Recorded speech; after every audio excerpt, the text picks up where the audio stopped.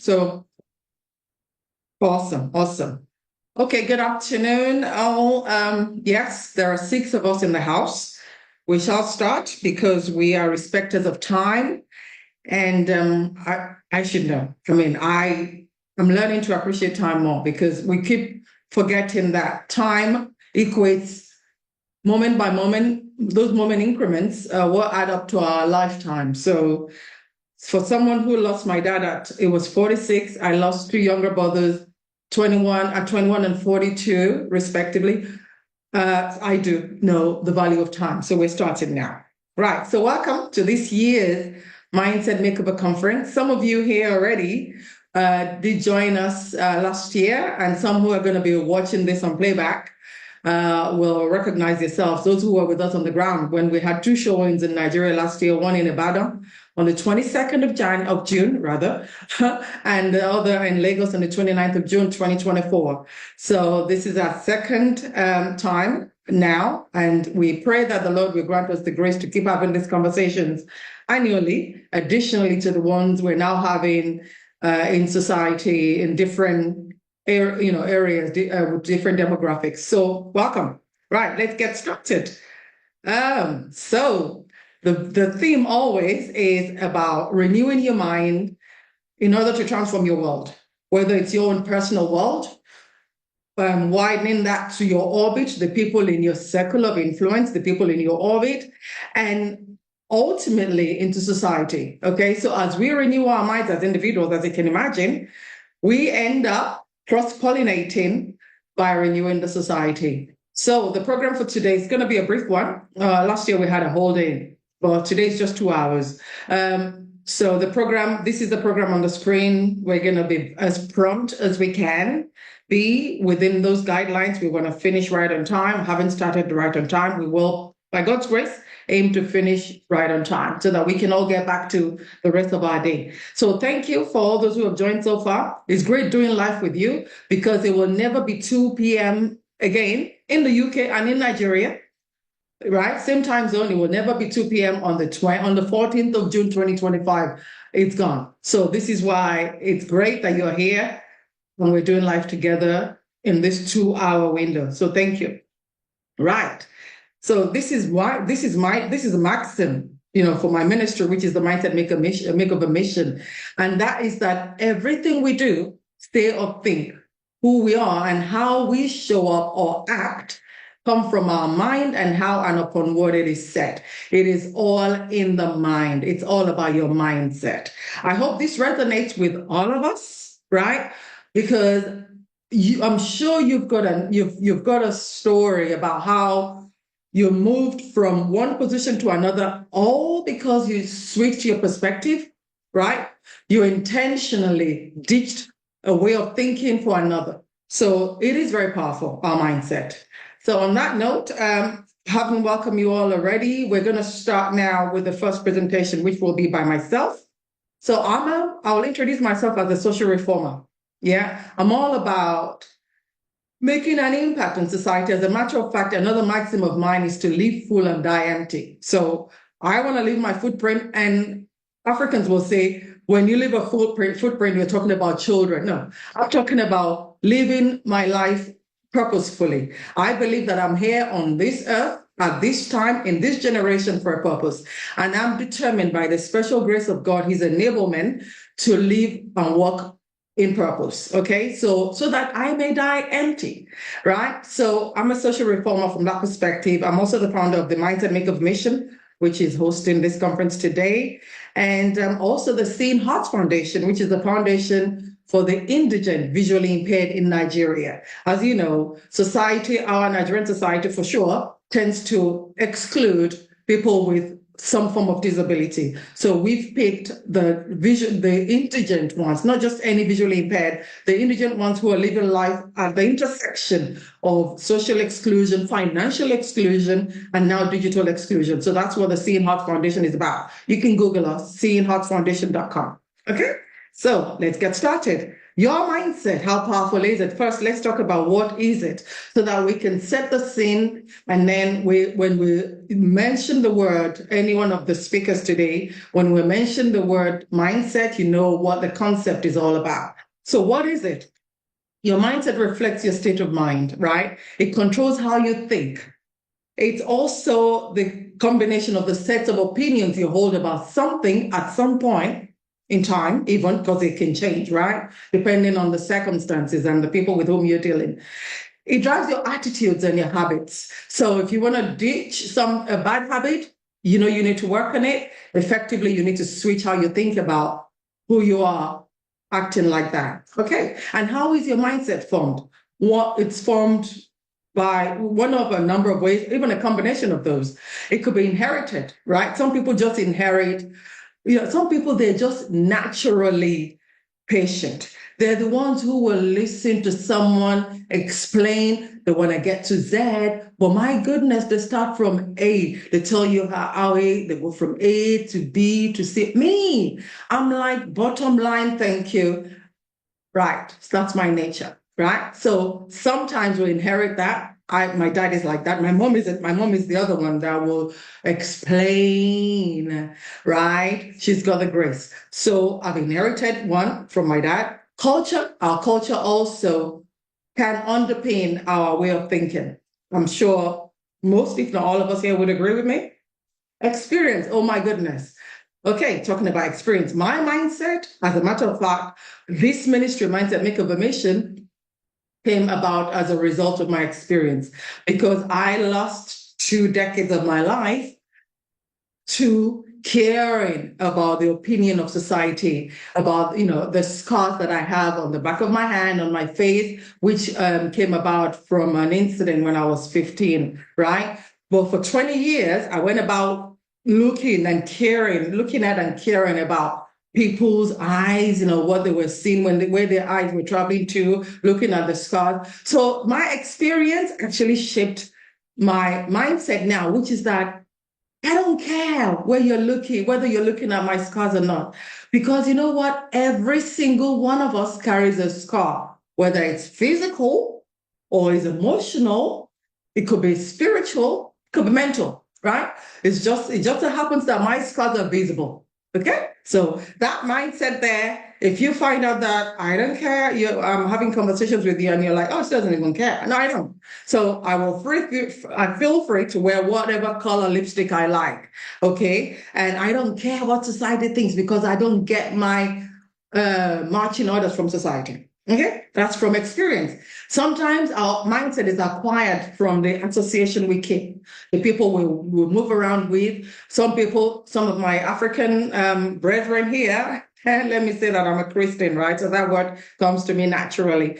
Some of us have acquired our mindset for partying and wearing the same fabric from those associations, right? Some of us, our mindset, we've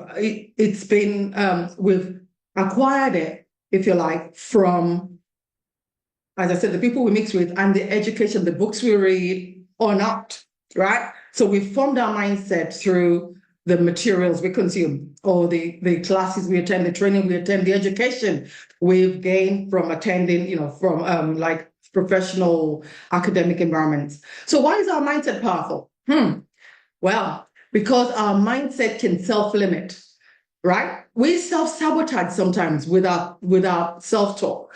When we suddenly tell ourselves, well, I can't do that. Well, how do you even know you can't? You haven't even looked into it. Well, I'd love to do that business, but I can't afford it. Oh, I'd love to travel, but I can't afford to travel. How do you know? Have you looked into where you can afford to travel to? No. We suddenly just settle in our minds that we can't do something. We can't even get up to begin to look into it because of how we set our mind. That's how powerful our mindset. So we self-sabotage. We stand in our own way, and then we're looking around saying, oh, people are not. No, it's not people. Oh, and the Christians, right? They'll say the enemy. No, you are the enemy. Look in the mirror, and you're looking at the enemy that is stopping you from living the life that you deserve and desire and have earned. Okay? So that's how self-sabotaging our mindset can. That's how powerful it is. And as a result of that, we're standing in our own way. impeding our own life's purpose because of our mindset. I told you about how I lost 20 years, pretty much from my mid-teens all the way to my mid-30s, effectively, because I cared about what people saw when they saw the looks of people's faces when they look at the scars on the back of my hands, right, or on my face. Okay, so it impeded my life's purpose for that length of time, and I'm claiming back time now, which is why I know I'm going to be living until my early 90s. Okay, I need to redeem that time, right? So, and also our mindset is powerful because it's the bridge between the life we're living, some of us, the life we're living now, using myself as an example again, those 20 years, I wasn't living the life I deserved, or even had earned at the time, but my mindset shift enabled me to move on to that other part of the bridge. So it is the bridge to the life that we desire to live. Influences our decision making. And just to close that up, to help you determine how powerful your mindset is and how you can leverage the power of that mindset at the most basic level, you should be asking yourself every so often, do a personal inventory, of course, take stock of how you're thinking. It's metacognition. Think about your thinking. Is your thinking helping you or is it hindering you, right? So who are you? Why are you here? So I operate from a place of knowledge of who I am and whose I am, right? Who are you becoming every day? Are you living the version of yourself that you could be proud of, that every time you lay your head down, you take an inventory of the day, how it went, do your evaluation, and then are you telling yourself, I need to do better tomorrow? Yeah. Who would you be if the whole world were blind, right? Because we care so much about the opinions of others. We forget, right, that we have, we have agency. We kind of give permission, or rather we wait for the world, society to give us permission, rather than living the life we deserve. You don't need to harm anybody. You just need to be who you are. So are we looking to please? Are you living authentically, or you're living life behind a mask most of the time that you don't even recognize yourself? So having said the same, today's topic is about, sorry, I forgot. Did I mention that? You may have seen. We're talking about neuroplasticity, right? And our mindset. What is neuroplasticity? Let me try again. What is neuroplasticity? It's a tricky word, right? What is it? It's the brain's ability to reorganize itself. So it forms new neural connections, new neural pathways. The more you use your brain, the more you get to do, the more skilled you become, right? It's how the brain rewires itself. So some people, when they've had injury, that's how, and then they begin the learning to do things again. Their brain is getting stretched. Imagine that you've got a rubber band, okay? And it's like this. This is the circumference of it. Well, that rubber band can stretch around a big package because you've stretched it. If you just look at the rubber band where it is on a tabletop somewhere, and you're like, oh, I need to secure this. I wish I had something I could use to secure it. But there's a rubber band over there. But you're looking at this thing, it's so tiny, right? The circumference is like maybe 5 centimeters. And you don't know the power of it until you try it. That's what our brain is like. So that's why our brain neuroplasticity is about using the power that is inherent in our brain, right, to underpin our learning. I talked about recovery from injury. And as we use it, as we go through life, that's why you will hear that there's no age that you cannot learn something new. We self-sabotage when we think, oh, well, I'm too old for that. No, you're not. Nobody is. Okay. So it's the key. That's why I've stated here that it's the key for personal growth, because of that plasticity, power of it. Gosh, I'm going to be stumbling on that word. So how does it work? I've touched on that a little bit. So the pathways, the connections, neural connections, there are groups of nerve fibers. They carry information from various parts of our central nervous system, which is the body's control center. And that comprises the spinal cord and our brain, okay? So it carries messages from here to there. Those of us who are into tech will understand about network connectivity. Now, the more our brains communicate, doing that back and forth, the more practice you're getting in, which is where, the phrase, the cliche, practice makes perfect. This is what it's all about, right? There's the principle of if you don't use it, you lose it. So look at the picture on the right, right? That's like in a path. There's a path through the woods, for example. You've heard this phrase of the well-worn or the path or the road hardly traveled, right? So on the left, you've seen that the path is overgrown until someone, the first person that goes through, they create a path through it. Then more people come in. If I'm walking into this part of the forest, for example, I'm going to be going through the well-worn path, the one on the right, because repetition has widened, and now I know that it's safer. I don't know what's on the left. This is how our brain works. So when the neurons fire together like that, yeah, they wire together. And then the more you use your brain, the more you push and challenge your brain, yeah, the more you grow, ultimately. So why does it matter? Why does neuroplasticity matter? Well, it allows us to be in that frame of lifelong learning. So you're always learning new things. Me, I have this thing about, I'm always learning. I have this phrase, every day is school day. I'm looking to learn something new every day. If I look at something and I'm not good at science, you see, that's not a good phrase.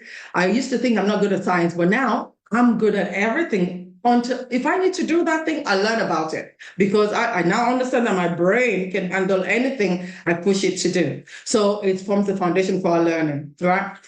You learn new skills, you can learn a new language, you just need to set your mind appropriately.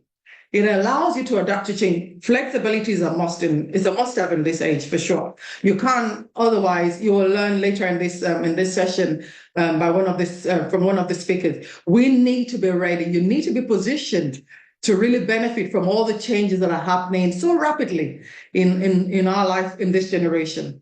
Okay. It helps us to build better habits, of course. So if you have a habit of doing something that's not benefiting you, then you need to stretch your brain to change. You need to think about, well, how is this helping me? Right? You don't even need anyone to tell you. You should be asking yourself, how is this helping me? There's no point crying about it, complaining about it. Do something. And also, as you can imagine, emotional resilience comes from you being able to push yourself out of your comfort zone, do that which you need to do. When you fall over, dust yourself up, get up. Don't believe that, oh, well, failure is the end. No. Failure is just a stepping stone. Failure is feedback. It's telling you, Tope, don't take that route again. It didn't work for you this time, did it? Okay? So that's why it matters, plus neuroplasticity. And what's the connection between neuroplasticity and mindset? Well, I've already mentioned that before a few moments ago, that it shapes the foundation of our mindset and underpins learning. Believing you can learn and grow is already a first step, because if you tell yourself you can, right? I'm sure you've heard that quote before, or you tell yourself you can't, you're right either way. It just depends on which one you want to follow through with, right? So when you're encouraging yourself, you're not fixed. Your mindset is not fixed that, oh, I don't know how to do that, and I'm not even going to bother to find out. And that's how we're going to live it. That's my excuse, and I'm sticking to it. And that's how little you're going to grow, right? That's it. You've created a ceiling for yourself. That's okay.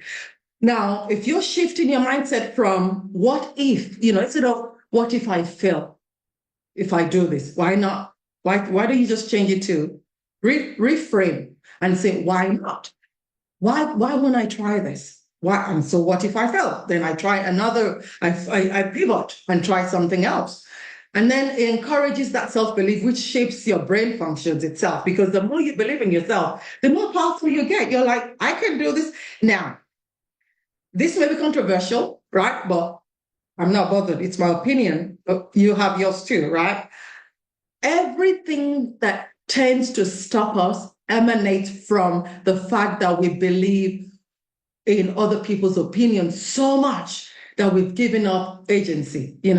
We're just waiting for them to give us permission to be. So your self-belief, it hinges upon society's opinions if you're not careful. So just wrapping up now. Some practical tips for rewiring our brain. Okay. Practice new skills regularly. You can do anything you set your mind to do. All you need to do is to get up. And by the way, social media, I don't know how much you can get from there, but Google your way to your destiny. That's a good phrase. We're now in the, the AI period, AI age. I kid you not. AI can tell you anything you need to know about anything. You just need to validate that it's not lying to you, because AI does lie too by collating incorrect information to build a model. I should know, I'm in the AI governance business as well. Challenge your comfort zone. Just push those boundaries. Because remember, your mind is a form of plastic, rubber band. Think rubber band. My brain is a rubber band. I'm going to keep pushing, right? Keep pushing. The more you push, the more you learn. The more you learn, the more you grow. The more you grow, the more confident you are. And then you stop caring about people's opinions. You don't even go to them to ask them for permission to be who you need to be. Try new challenges. If you're in school, try new challenges. If you're learning, try new challenges. Replace negative self-talk with positive one. Tell yourself you can do it. I can do it. I'm the only one who can limit myself. Nobody else can. So I have agency. I'm not giving away my permission. I'm not waiting for someone to give me a permission structure, right? Connect with others, engage in physical exercise so that you can be, as much as your brain is getting its exercise, so mentally you're growing, and then you can also be physically able, okay? Sleep and rest, and then celebrate your progress. It's not about it's not like a destination, what you're looking at doing here, achieving here. No, it's progress. You're a work in progress. Celebrate it to encourage yourself. Okay. Now, by the way, for those, we now have a number of people here, so I can just say, if you have any questions, it will be at the end. We've got a Q&A segment at the end. So I won't have to repeat this guidance. And we've also got an exercise for us, like a interactive workshop, or segment even. So please stick around. It's only 2 hours. Let's do life together in the next 1 hour, 20 minutes or so. So on that note, I'm going to hand over to the next speaker. Let me just make sure he's here. Dr. Atiba, are you here? Okay, he's not here yet. Okay, Dr. Toyin, are you ready to go, ma'am? We can swap. So yeah, I don't have issues. But I hope I'm audible enough. Can you hear me loud and clear? Absolutely. Absolutely. Okay, let me speak. Yes. Yeah, I'm on transit, but of course I can still give it my best shot. Oh, thank you so much. Thank you. All right. So I'd like to introduce to you now our next speaker, Dr. Toyin Sam-Emehelu. I may have mispronounced your name, but I always say to people, my surname is not so straightforward. So we'll be even, because you'll probably mispronounce mine. So we're kind of even. You got it right. Oh, thank you. You got it right, Tope. Thank you. All right, over to you. Go on then. Okay. Can you still please help share my screen and then help me open it up to... Yeah, I'm going to be... So go for it. Hey. All right. Good morning, good afternoon, good evening, wherever you're streaming live from. It's such a pleasure to be part of the webinar today. And I'll be speaking about resilience and adaptability skills, thriving through life challenges, right? My session is going to be quite interactive because this is something that I really love, and I'll be sharing some of my own personal story in the course of our conversation this afternoon. Once again, my name is Dr. Toyin Sam-Emehelu, and I am a global education, leadership, mentorship, and business consultant. I currently lead and head Core Skills Transformational Academy Limited in Lagos, Nigeria. And also, I am an author of 28 books, as well as being a leadership coach and mentor, amidst other things. Okay, so let's dive straight into it. Protocols duly observed, and I want to say a very big thank you to Tope for giving me this opportunity. I can't wait to see you, sis, in some couple of days. And so I'm going to be asking the first question. Have you ever felt like giving up? I would like to see in the chats, okay, so that it'll be easy for us to, and then at some point, if you would like to share, just use your digital hand to signify. I would like to just have a feel of what the room is like. Have there been any point in time in your life that you felt like giving up and you are like, oh, wow, this life is too tough and all of that. Oh, yeah, awesome. I have some of my mentees in the room. And I'm also meeting quite a lot of people for the first time. So Abimbola, I have a Abosede, I have Adedeji, Adeyinka, Kende Akano, I have Bola, I have Catherine, Diane, Elizabeth Akonde, yeah, Ikeria, Flora, Folakemi. Okay, awesome. I think I'm getting feedback here. Yes, yes, yes, yes, yes. Super amazing. Okay, so I would like somebody to share with us. I love to be very practical, and I love engagement. So would you love to share with us what happened? What was the experience like? What made you come to that place where you're like, oof, I guess this is pretty too much for me. Would you like to share with us, that's it, Dave? Would you like to share with us, Elizabeth? Would you like to share with us? Um, yeah, I can see my namesake here. Toyin, would you like to share with us? Who would like to share with us? Let me see your digital hand. I have been taught professionally that you don't call out on adults. You make them volunteer. So I like to see at least one hand. Temitope, please just help me also check around if there's anybody that you've seen that have signified with their digital hand. Nothing yet. Okay, nothing yet. Okay, we would like to share. This is a safe place, and I always say that healing takes place where we share life experiences. Anybody?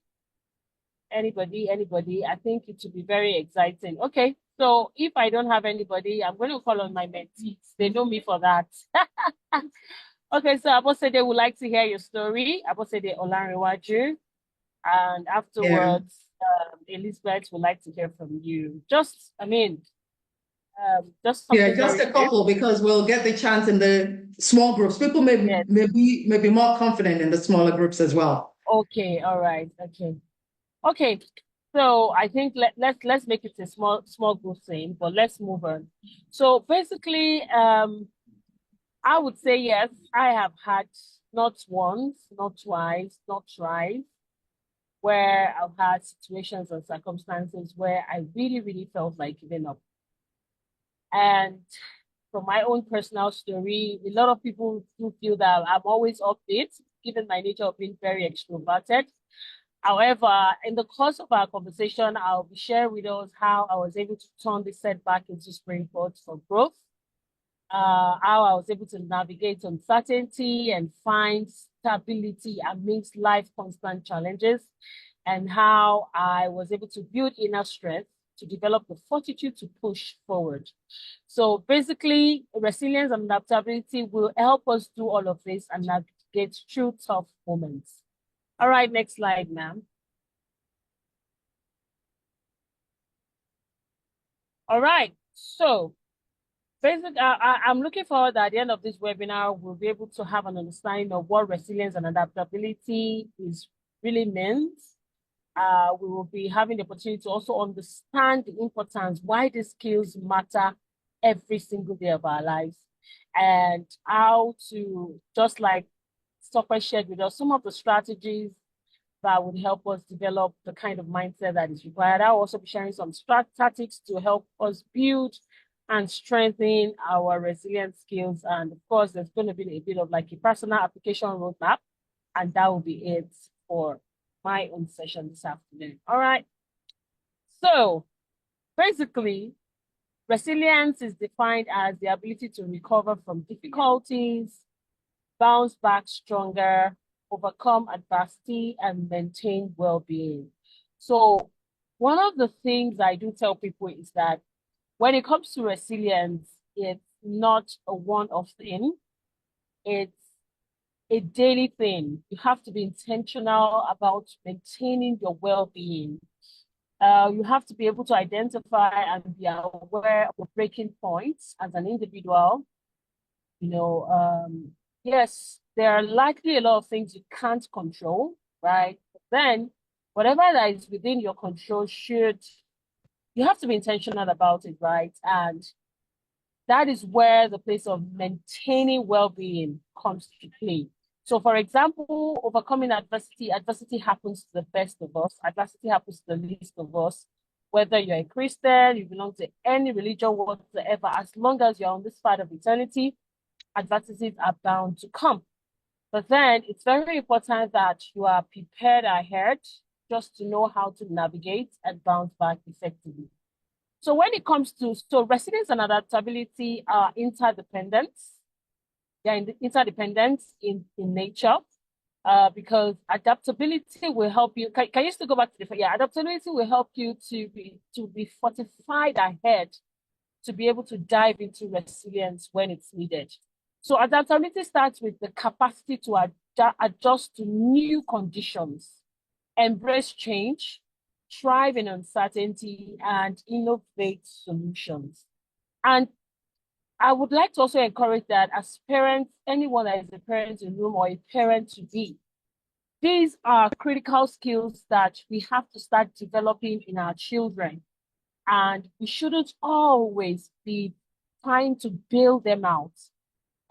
Because if we don't intentionally do this and they get to have a major life crisis when they're growing up, they would either be able to thank us for preparing them or be very angry at us for not doing so.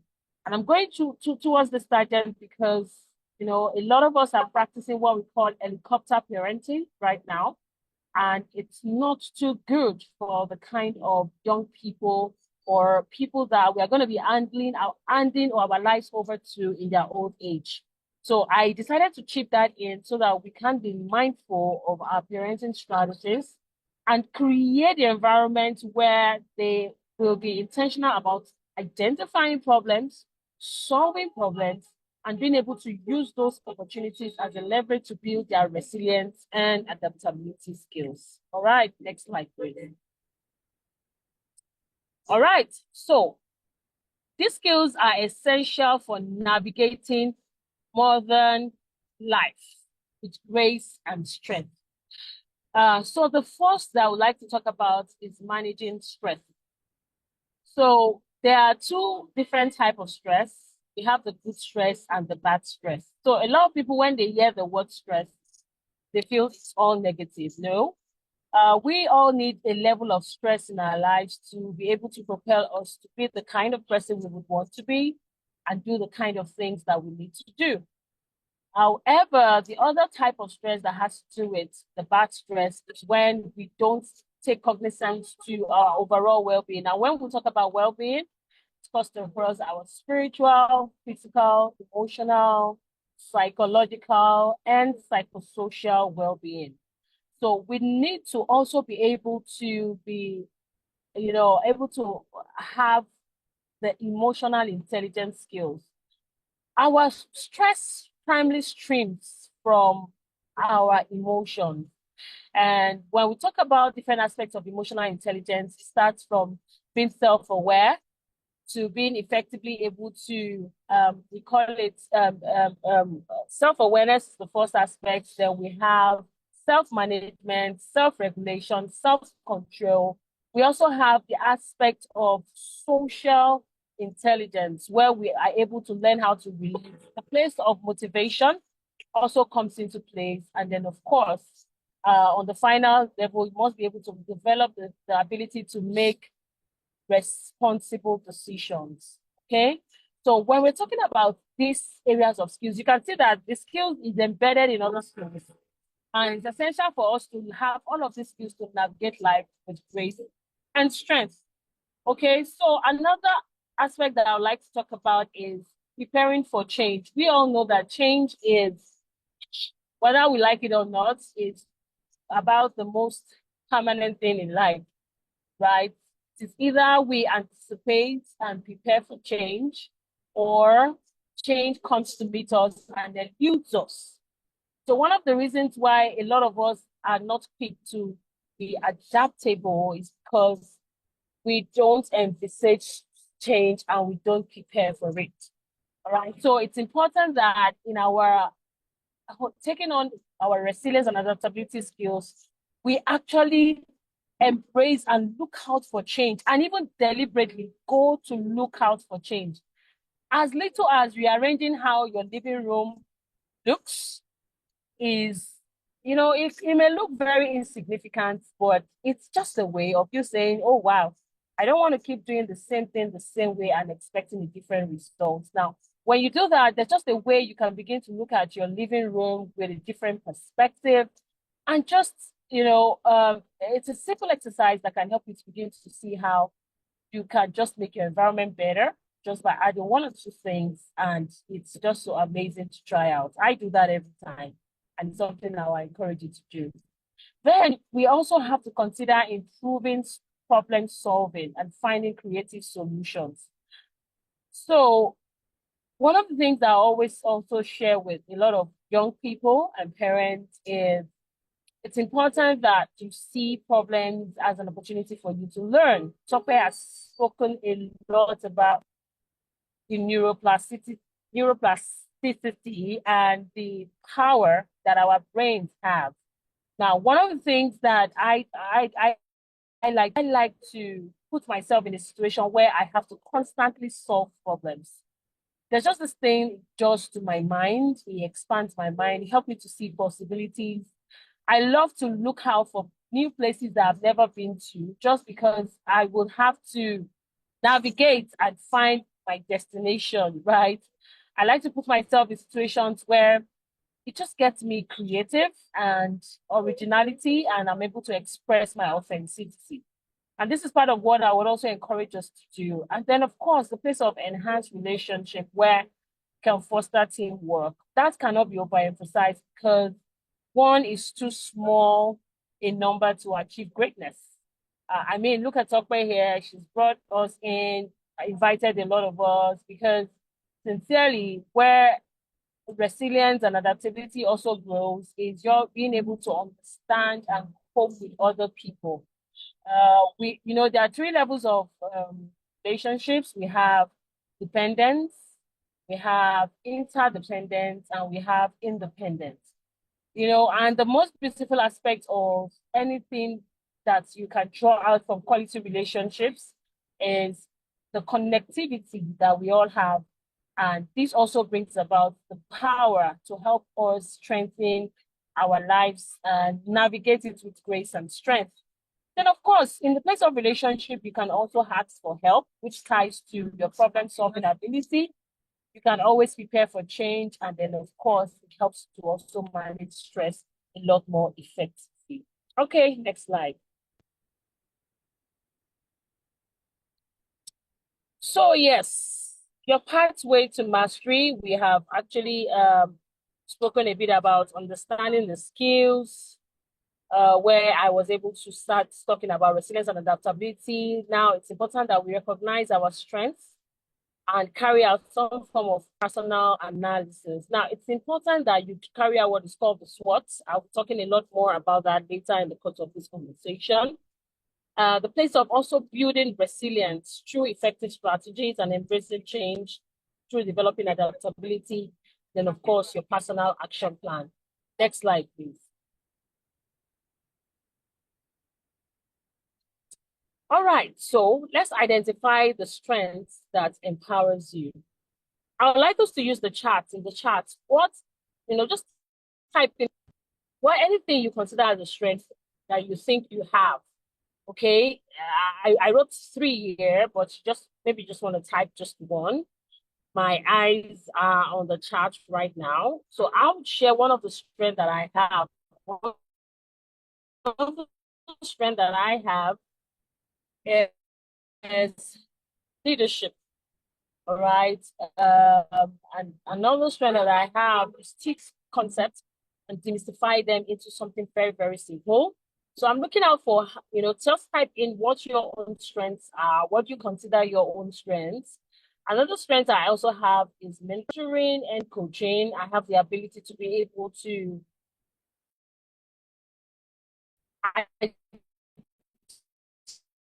identify potentials in humans and also help them to be able to live it to their fullest. So I do get it yesterday evening. I said she was just, reflecting about how her own life has been, and that I was just a very pivotal tool to making her life a lot better.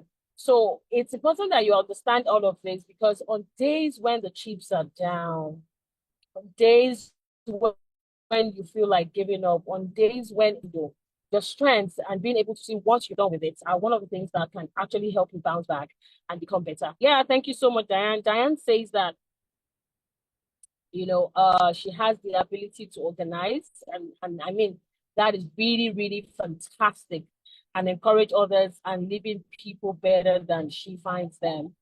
Okay, okay, that's actually Tope. Okay. Okay, Diane is organizational skills and planning ahead. Elizabeth says ability to connect with people through empathy and clear communications. Amazing.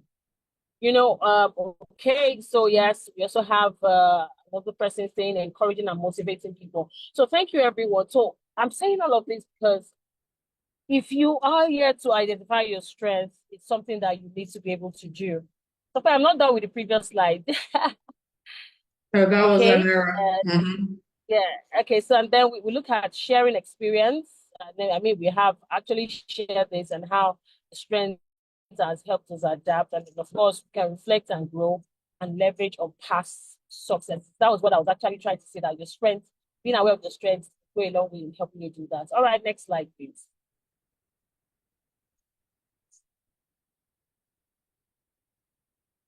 Okay, so in this slide, we're looking at implementing actionable steps to strengthen your resilience. And I'm going to be starting with the very first one. It's important that we have a positive outlook and focus on solutions. When things happen, instead of trying to analyze, so yes, there's no problem in analyzing what happened, but especially when it has to do with emergency, situation of life and death, you want to be able to move as quickly as possible to focus on the solutions. Okay, yes, this thing has happened. And there's something, like I said, there are a lot of things. There's something called the loci of control. We talked about the things that you can control and things that you can't control. So basically, what are the things in your loci of control? I'm going to share them with you: your thoughts, your words, your actions. Anything outside of that, outside your loci of control. How people think, how people feel, the economy, name it. Every other thing is outside your control. And so you have to be able to leverage on your loci of control, which has to do with the things that you know that you can work on and, will I say, manipulate to give you the kind of results that you want. Secondly is problem solving. And you want to break down the challenges into small chunks. Like someone says, how do you eat an elephant? You eat it by cutting it into small bit sizes, and then before you know it, the entire elephant is gone. Or if you want to just go ahead and say, oh, this elephant's as big as you are, I want to consume you, to actually overwhelm you or even stampede you. But you want to seek for strong relationships. Now, this is very important, not just when you need them. It's important that you constantly build a small circle of people that you know will be at your beck and call. I'm talking about strong relationships. You want to build a community. You want to look forward to those you look up to as mentors. You want to have contemporaries. And then, of course, you want to have mentees. No matter how young you are, there's somebody somewhere out there that doesn't have the kind of knowledge, experience, expertise, and even attributes that you have. And interestingly, the older generation will give you wisdom. Your contemporaries will help you with support, and your mentees will help you to keep being relevant. So you can see that you need the 3 levels of relationship that exist, and you don't want to overlook that. I mean, if Madam Tope had said, oh, wow, I'm in my 60s, so I don't really need those in their 40s, or, I mean, we won't be here today having this very robust conversation and insightful time together. Yes, and the place of self-care. Yes, this can never be overemphasized.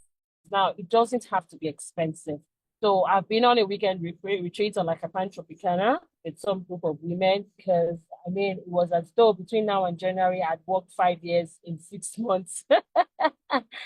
And I intentionally did not even go with my computer and all of that, just because I just knew I needed to rejuvenate and all of that. And I mean, for me not to have start down my computer, because I love my work, right? As you can see, I mean, everything I'm saying is flowing. My slide is just a guide, because I'm giving you a whole lot more than what you can see on the screen. I embody what I do. I love it so much. And so sometimes I don't even know when I go overboard and when I overwork. So I just had to intentionally do that. And then for exercise, I make sure I have my morning walks, a minimum of 1 hour, 10,000 steps every single day. And like what Tope said, it has a lot to also do with building our neuroplasticity, helping our creativity, and helping us to just be as effective as possible. And then, of course, the aspect of setting realistic goals, where you need to learn to not just achieve, but also celebrate your milestones. Now, there's something I also want to say about goals. While goals are good, I think it's important that we focus on growth. All right, because goals are an end to in itself, but growth, I mean, when you aim for growth, you not only achieve your goals, but you also become a better person in the process. So your growth path or your growth map will also help you to be able to set goals that are smarter, which most of us are competent with, which is smart, S being for specific, M being for measurable, A being for achievable, R being for realistic, T being for time bound, and then need to able to evaluate that. And the R could be review, reward, and whatever. All right, next slide, please. Okay, so basically, we're looking at how can we master the art of embracing change. Number one, we have to stay open-minded. We have to try several approaches. Like they would always say in our Nigerian parlance, one road does not lead to the market. So you want to consider different approaches and stay open-minded and just be optimistic that, yeah, whatever the case may be, it's working out for your good. If you are a believer, remember what Romans 8, chapter 26 says, that now we know that all things work together for good to them that love God and to them that are called according to his purpose. Then you want to learn from your experience, reflect on outcome. So when people say experience is the best teacher, I used to say it's better when it's not your own experience. However, it's also very important that you reflect on your own experiences, the good, the bad, and the ugly. Now, experiences has a lot to teach us, but it's not just experiences, but evaluated experiences, just like John C. Maxwell would always say. Then you need to be able to be proactive, like I said, anticipate change, embrace it, go for it, look for it, change of environment, change of thought pattern, change of friendship, change of situation, change in learning, unlearning, relearning, and keep learning. Like they will say that the illiterate of the 21st century is not the person that cannot read or write, but the person that cannot unlearn, relearn, and keep learning. And then develop flexibility, adjust plans as needed. I always say, even your goals is not a cast in stone. It's just like a guide to keep you focused and not distracted. So sometimes your goals may not turn out exactly the way you want it to be. That's why we have to leave a place for divinity. We have to leave a place for things that we can't control. However, whatever it is you can control within your sphere of influence, I mean, it's important you go for it. Next slide, please.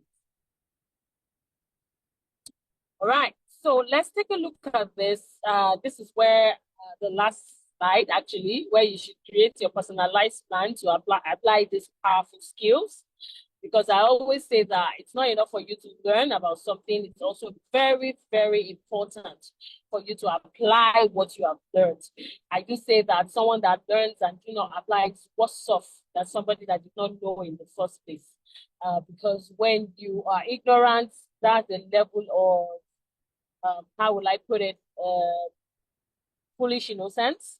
But when you are knowledgeable and you don't act on it, that is some form of insanity in itself. So in creating a personalized plan, you want to identify areas where you know that personally have not been able to use resilience and adaptability skills. You want to be able to set goals that are specific, achievable, and objective in nature. You want to outline and detail across to reach this particular goal that, okay, when things that are quite overwhelming comes to me, how do I do that? So I'm going to give myself as a practical example. So the first thing I do is I check in my emotions. I check in my emotions when things that would hit me so hard comes in. I first off check in with my emotions and I tell myself, okay, well, if I need to grieve, I grieve. I don't try to sweep it under the carpet. If I need to speak to someone that I feel that will be a better, and sometimes, don't just also be the person that always speak to other people. Also be a listening ear to some other people that would love to speak with you. You need to always have that person at your corner that you just know he has got you, My elder sister comes to mind very, very readily, my biological elder sister. But aside from that, I also have some very, very close knitted friends that I am vulnerable enough to share life challenges with. So it's not as though the problem will be solved in that moment, but then it provides you with a high level of relief. And you want to just, pour out your heart and, it's just a lot better. Like they say, problem shared is half solved. Then I begin to look at, okay, what are the resources that I need to get support? Sometimes the resources is money you have in the bank. Yes, there are times where you just need to not just save for investment, but save as a form of investment. I tell you, money comes in very handy when you have to be resilient and adaptable in some situations because you have resources like that. You have people, you have even material resources in some cases. And then, of course, you want to establish a timeline where, you want to begin to look at how you can navigate effectively through the situation and circumstances. All right, next slide, please. Okay, so in summary, we've looked at resilience and adaptability and why they are essential life skills.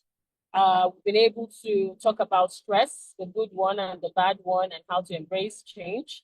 And then, of course, building these skills requires practice and support, like I said.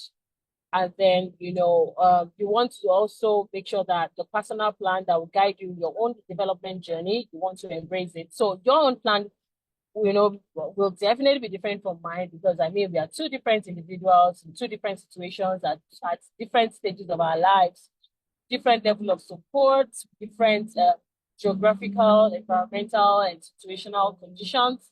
So you want to make sure that you go through this slide again and then create a tailor-made bespoke personal plan, action plan for you to be able to navigate through situations that are quite overwhelming and make sure you embrace resilience and adaptability skills. All right, next slide.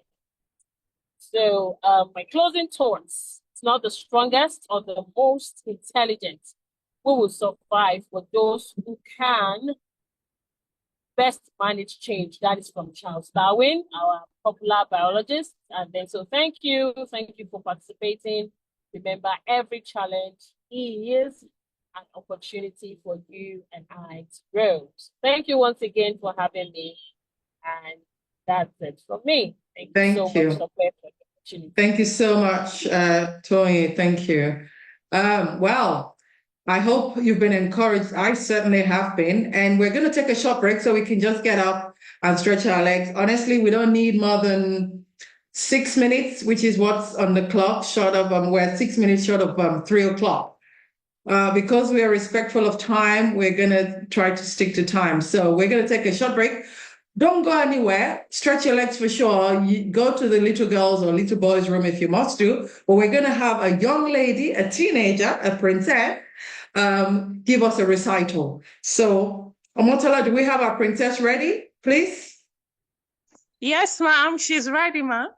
Okay. All right. So you're going to come on video? Okay, ma'am. And just give us a recital. Oh, look at you, princess. Bless you. Okay, so introduce yourself and go for it, ma'am.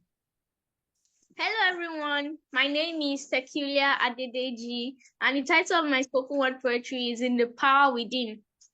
Man, okay, go for it, princess.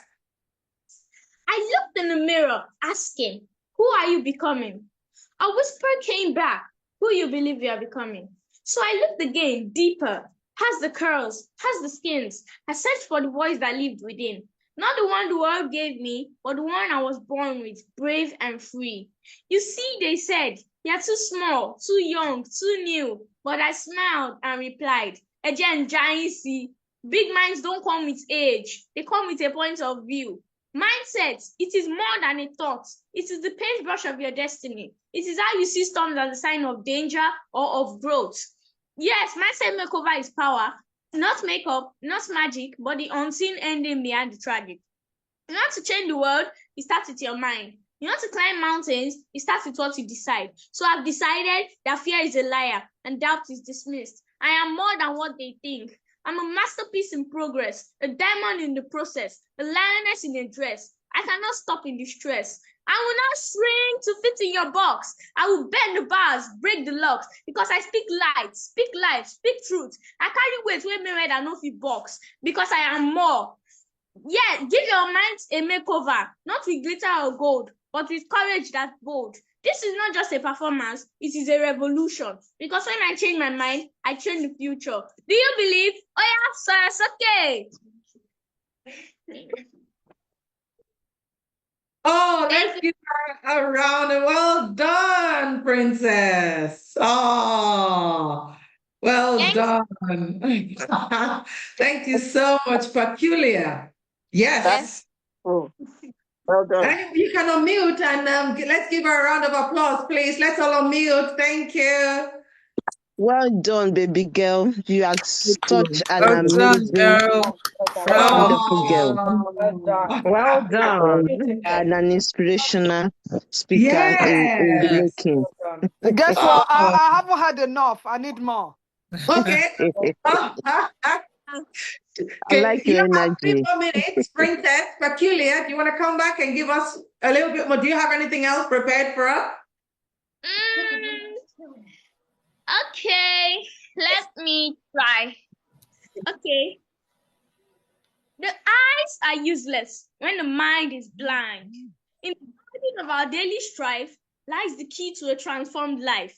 Not in wealth or worldly might, but in a mind where dreams take flight. A mindset strong, a mindset keen, campaigns the world in shades unseen. When doubt and fear cloud up your day, a shift in thoughts can clear the way. Though valleys deep and mountains tall, our thoughts can rise, our fears can fall. In moments when we feel so small, it whispers, you can stand up tall. Resilience blooms in the heart that dare to change their thoughts and start to care. So let us cast aside the gloom and let our inner garden bloom. For in our minds, we hold the key to live our life most brilliantly. That is why in this grand conference today, let's declare the power of the mindset everywhere.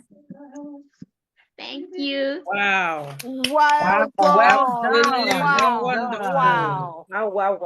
You are awesome, girl. You are Fantastic. a wow. You are a wow, wow, wow. God bless you, girl. I I love Oh really my admire God. your energy. Oh, Thank oh, Well God done. bless you. I can't wait to see you again on the 24th of June by God's grace. Well done, Princess. my gifted daughter. You've got so much in there. I Yes. know, right? Release and Oh, release and release. Amen. oh, God bless you. Thank you so much. Oh, my goodness. That's so encouraging. Thank you. Oh, look, read the comments. Read the comments. So, Peculiar and Omotala. Okay, ma. Read the comments. Wow. Thank you so much, Princess. Okay, so again, in the spirit of respecting one another's time, the clock is about to strike 5 at 3 p.m., which is time to get into our breakout into our small groups where we can have more intimate but crucial mindset conversations. We've heard myself and Toyin share with you around this, and also Peculiar, to remind us about the power of our mindset. So there are 2 topics. So let me share the screen. If you can all please take a screenshot. This is what you're meant to be discuss it. Well, the instructions for the breakout session. So we're going to break you out into groups of, how many are we? There are 32 of us in the house, in the room, as it were.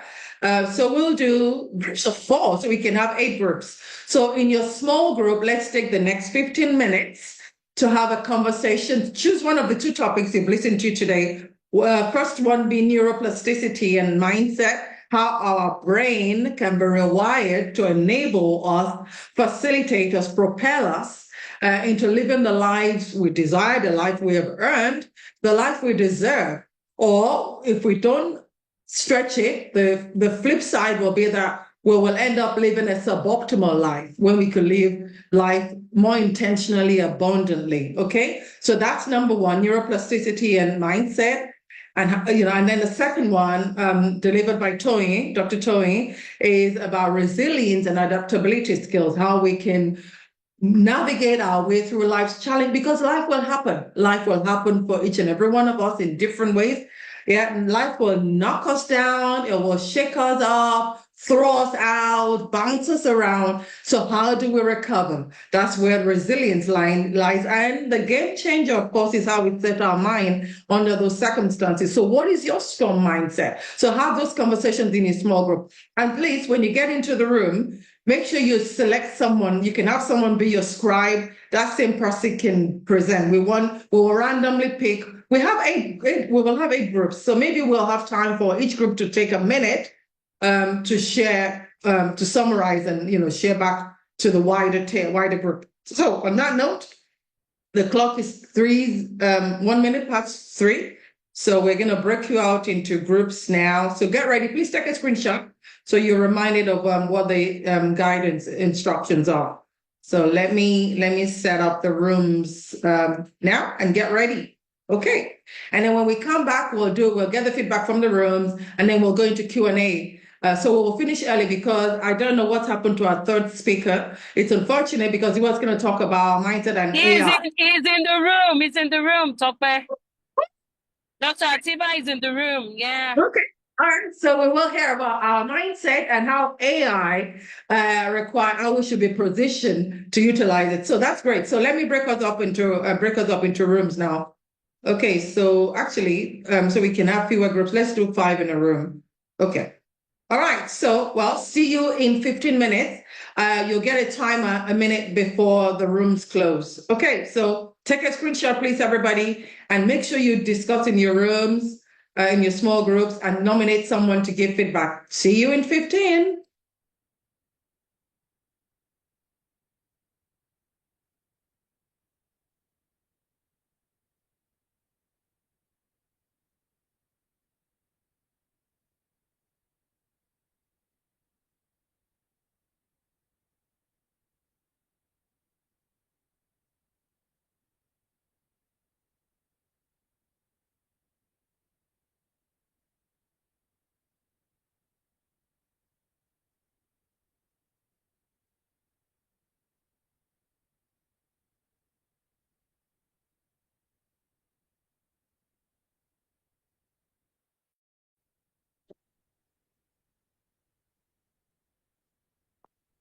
Okay, so who have we got here? I hope you're not on your own. Okay, we have a few people here. All right, you guys should unmute and chat. Hi, hello. Hello. So what topic should we talk about? I actually came in a bit late, so I was able to meet up the resilience and adaptability. Okay. Do we have any other? Yeah. Anyone else wants to chip in, and are we all in agreement? Should we talk about resilience and adaptability? I agree with resilience and adaptability. Okay. All right. Can we all unmute then and start? Okay. So Larry, do you want to kick us off, please? I really like the way the speaker mentioned about resilience and the adaptability. For me as an individual, it made mention about a particular proverb that is common in Yoruba setting, that is, there are so many ways to the market. That is, and the scripture that comes to me whenever I think about that It's when these friends, they open up the roof, for their friends to be able to reach our Lord Jesus Christ. That friends group shows that they are go-getter, they never give up. They consider that if you can't get through the door or the normal or the norm, we go through any other means of getting through. Which means, for me, whatever happens, there's always a way out. And that's the way I've always been, carry out myself, in such a way that whenever anything comes to me, I pause. I just say, Lord, where I need a way out. I pause. I look at it critically. I look at it critically, 1, 2, 3. Sometimes I count 1 to 10 within myself to be able to say, okay, what else can I do? What is the alternative? And there was a time that I read a particular book. I can't remember the title now. That book was saying that whatever you need, 5 people around you has the answer to your question. So you just need to pause and just ask God, ask Holy Spirit for direction. Who do I talk to? How do I use what I have to get to what I want? Which other method can I use to get this achieved? So that is what I can say for now. Okay, thank you. Who wants to go next? I have a lot to say, as you can imagine, but I don't want to dominate. So who wants to go next? Please unmute, please. We have only... Also, thank you. I'll go next. Yes, thank you. Also, sometimes in life, we start out life journey, all good, everything is going well. And it could be like in between the mid-time of our journey, then we find out that, maybe setbacks, disappointments, and hardship. I always say that everything is all part of life. It's always a process. And sometimes these things are just seasons, and we should be able to find strength. I think the speaker did say that, she has friends, she has an elder sister who she talks to. We should rely on our community. I think it's important that we have our community, in as much as sometimes you're an individual and you're strong. Sometimes when you are facing, adversity and all of that, it can be a challenging time. So there is power in guidance. There is power in relying on other people sometimes, and also to view challenges sometimes as opportunities for growth and learning, rather than a time for us to give up, is what I would say. Thank you. Yes, thank you so much. Who wants to go next? We've got 10 minutes. We still have time on the clock. Okay, good afternoon, everyone. I'll go Yeah. next. Yeah, I love the speaker. I really gained a lot from the presentation. And like they say, life is unfair. So resilience is something that everyone should build, because life is unfair, yes. Resilience makes you to be tough in moments of adversity and challenges. Then it is very, very important to have a supportive community. Yes, like she mentioned that she has a sister to lean back on when the going gets tough. So it is important for everyone to be able to identify that supportive community to work with. Thank you, everyone. Thank you. Okay, who wants to go next? Okay, well, to save time, you can think about it. I think Boluakife and Onyechi. I'll go next. Resilience is a big one, definitely for me, and adaptability for sure. I'm learning because I still have 32 years on the clock. Okay. So I have to build all the skills, all the muscles that I need so that I can live as abundantly as possible, as enabled by God, so that in order to die empty. Remember, my vision is to live full and die empty. So I have to be adaptable. I know when I'm learning not to put burdens on myself unnecessarily. So that which is within my control, I go ahead and do what I need to do. If I've determined that it's outside of my control, I honestly just let go. I let go, I let God, and then I face what I can handle. So it's amazing how, to the points that you ladies have already made, it's amazing how unprepared we can be sometimes for life happenings, which is why conversations like this are helpful, because it will help us to not wait until that time that you need that resilience muscle, but to be building it slowly, gradually. Life gives us opportunities daily to build resilience. If you find that you are in a situation that you can't control, don't stress. That's bad, negative stress. You don't need it. Your soul doesn't need it. You just need to determine that, okay, this one's outside of my control, but as a Christian, I can say this: I will pray for the peace. The peace that surpasses all understanding, the peace to patiently wait for such a time as is necessary for the situation to change for the better. So in so doing, you're building resilience. Your brain is adapting to knowing not to bother to stress you, right? No stress here. My spirit is learning not to tolerate, or rather how to handle situations like that. It's building the muscles to be able to say, okay, so when that place again, this too shall pass. You're leaning into the storm and saying, well, okay, so we're in the valley again. So what do we learn here? What lessons am I meant to learn?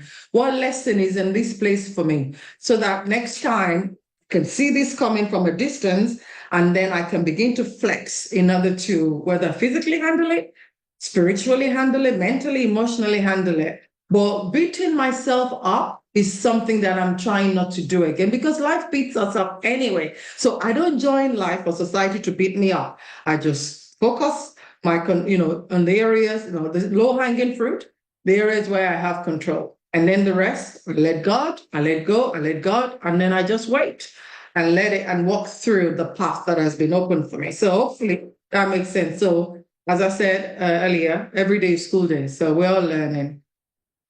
So who wants to go next? I've been asked to join room 5, but who wants to go next? You carry on, please, Sister Bumi, while I join.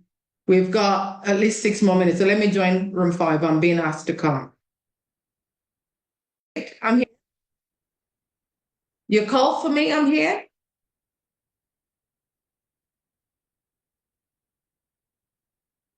Hello, you're all muted. Did you call? Okay. Hello, ma'am. Good Yes. afternoon, ma. Good afternoon. Yeah, I don't know. The people I'm assigned to that were in the same room, I don't know. None of them is talking. Join. Oh, okay. Let me move you.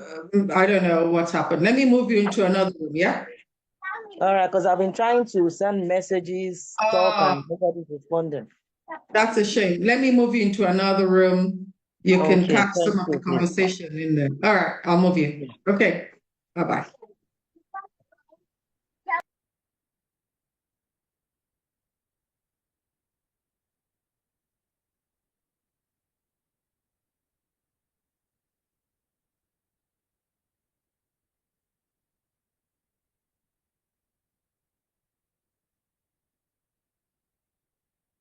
Okay. So I'm back. We need to nominate someone to give feedback. Larry, since you started us off, are you happy to share with the wider group?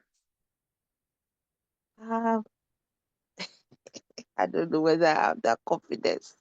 You do. Remember, it's all about mindset. You do. You'll be fine. Yes, Okay. you're going to be fine, sis. Yes. Right. Just So write down the points, key points, and then talk from there. Yeah. Yeah. So do you want to quickly run past us then? Do you want to summarize? Okay. So can you please give me highlight to me the points you want me to raise or to mention? Okay, so Sister Bumi, do you want to summarize yours very quickly, and then Omotola? I don't know if Boluwatife did say. About strengths, everyone having strength capacity inside of them. We spoke about having a community. Okay. And then we spoke about in life, challenges will come. And I also and I think Statop also mentioned that if you do not have the power to change something, there's no point worrying about that thing. You only have power over what you can change. Okay. Yeah. And others can add as well. Yes. Yeah. Yes, indeed. It's a burden. It's an unnecessary burden, worrying about something you have no control over. It's an unnecessary burden. It's not good for the soul. It's just not helpful. So, yes, we've got 2 more minutes. Anything else that you want to add to that, Larry or Omotola or Sister Bumi?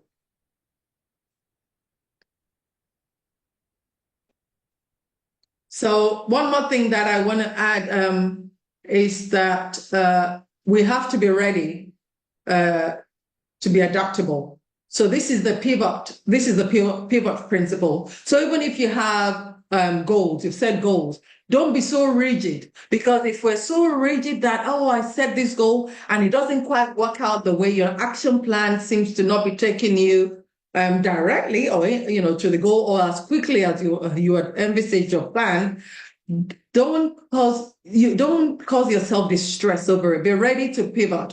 So that's where resilience comes in. Okay, so you need to tweak, you need to adapt, you may need to adapt something, tweak something. Don't be so rigid. It is the rigidity that makes people suffer unnecessarily. That's the negative stress. Just imagine that something that doesn't, the wind is blowing and the twig on the tree is refusing to bend, it will break, right? So flexibility allows you to just bend when you need to bend. You come back up, you bend when you need to bend. You adapt, you pivot. You're not so rigid. Because it's let me give you an example. People who maybe when they were in the 20s said, oh, by the time I'm 35, I would have done this, that, and the other. And then they turn 30, they're feeling sad because they don't feel like they're 5 years away from that goal. Maybe they think they're now 10 years away. Why set yourself such rigid goals that you can't even, for your own sake, the sake of your own peace of mind, flex, pivot? If you need to tweak your goals or set new goals, they're your goals. You're not a tree. It's only a tree that cannot move. You can move, so can your goals. Hopefully that makes sense. So any more to add? We need to go back in a few moments. So feel free. I'm just going to announce, but you can round up while we prepare to come back into the room. So Sister Larry, you want to run past the others? Yes, I'll try. I'll try. We talk about strength. The strength we should focus on our strength. We should use the community of people that we have. The last speaker made mention that you have people that you mentor and you have some people that you mentee. That's it's all encompassing, and that we should not be rigid. We should not be rigid. We should tweak our goals. We should be flexible. The example that you made mention of a tree, that when the winds blow, the tree try to, bend along that side, and it straighten itself back when everything is okay. And that you made mention of something earlier on, that we want to live in full and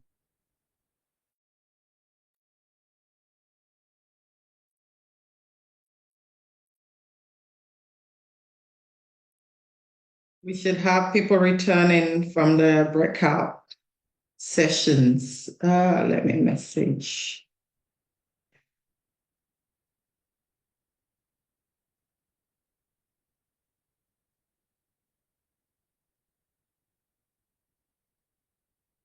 Okay,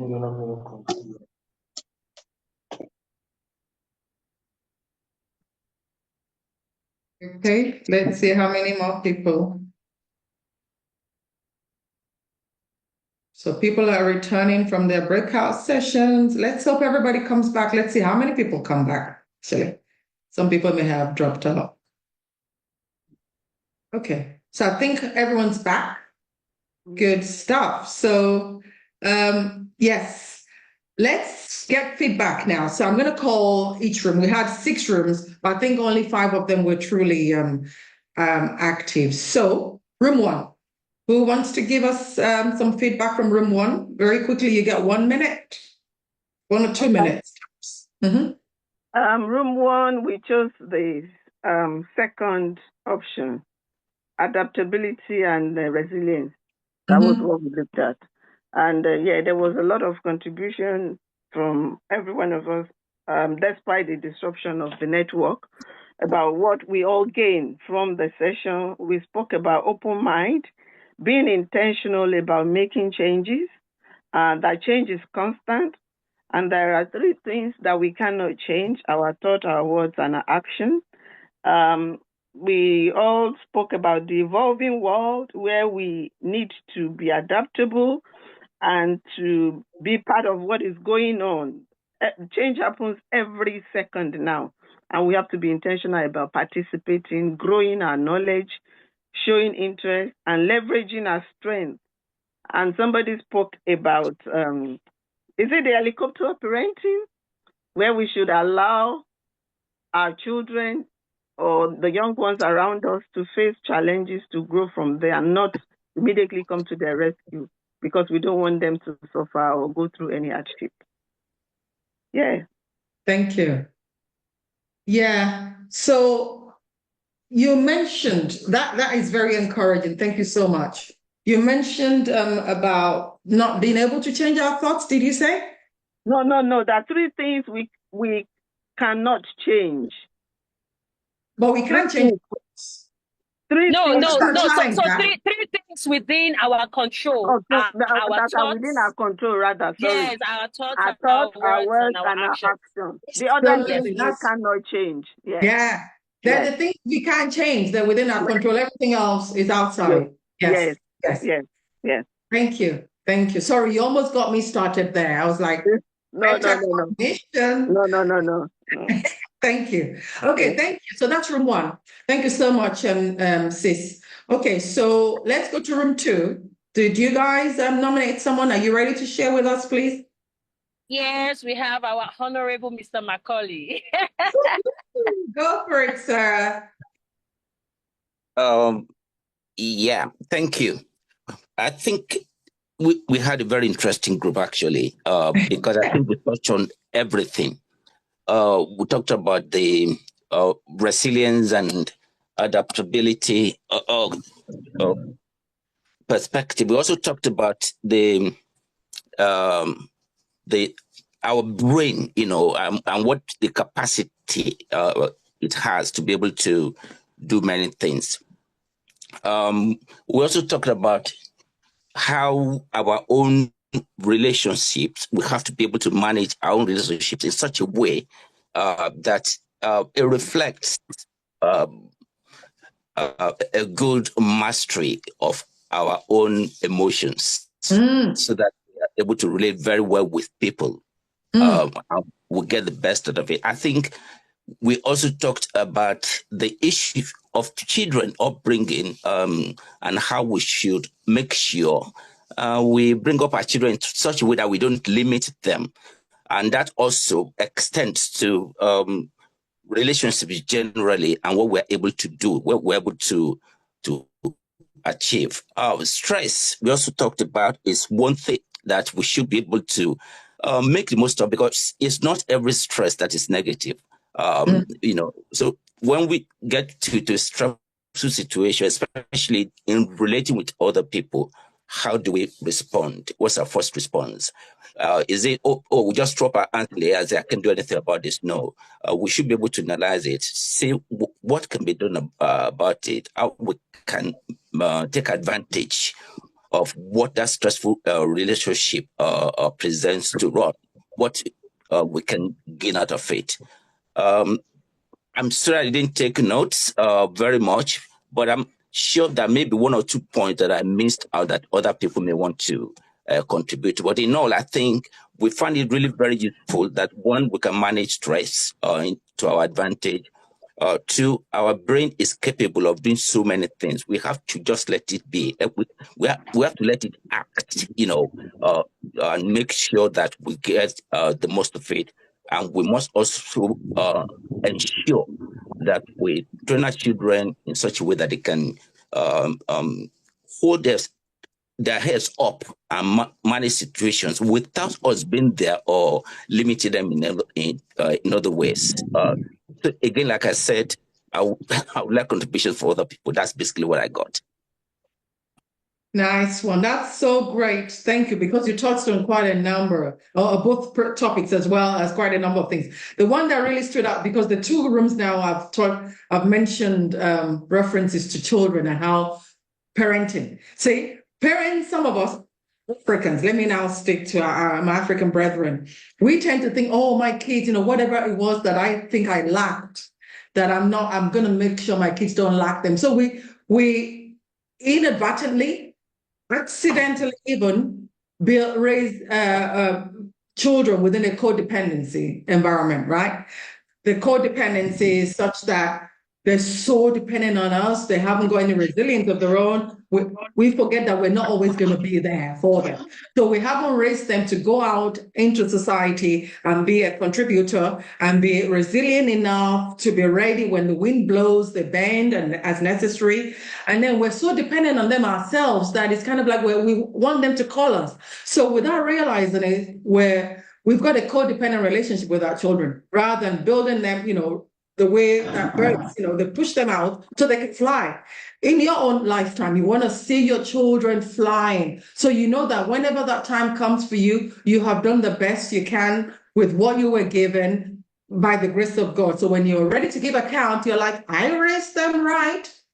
I did everything. Not that, I lack something. So I raised children who they have access to money, but they soon lose it because they didn't learn the value of money. So it's great that you touched on that. That's a very important point. And as you can tell, it's one that I'm so passionate about. I'm passionate about raising our children to be better than we were, in the way our parents looked forward to us being better in every sense of the way, being the best version of themselves, not just a copy of us, not that we're living life vicariously through our children. No, we want them to be their own person, a unique masterpiece, right? So thank you for that. Room 3. Okay, so go for it. So in room 3, we had we took off from sharing some personal experiences, and we were focusing on resilience and adaptability, but we found ourselves coming back to also the first topic. And so the first person who shared their experience, which was a personal tragedy, shared how she had to follow principles in her life to help her to make it through without being swayed by so many voices that she was hearing, and she also talked about the fact that it was a community of people that gave her support, that helped her with the resilience and adaptability. So we all learned from it. You have to have your principles, but you also have to have that support. And I know you yourself and Dr.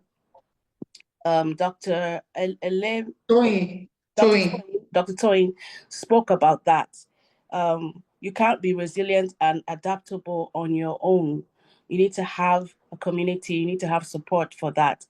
And then the second person also shared about her experience in the classroom as a teacher, where she had, a number of children with different needs, and she was alone, and she just had to either sink or swim.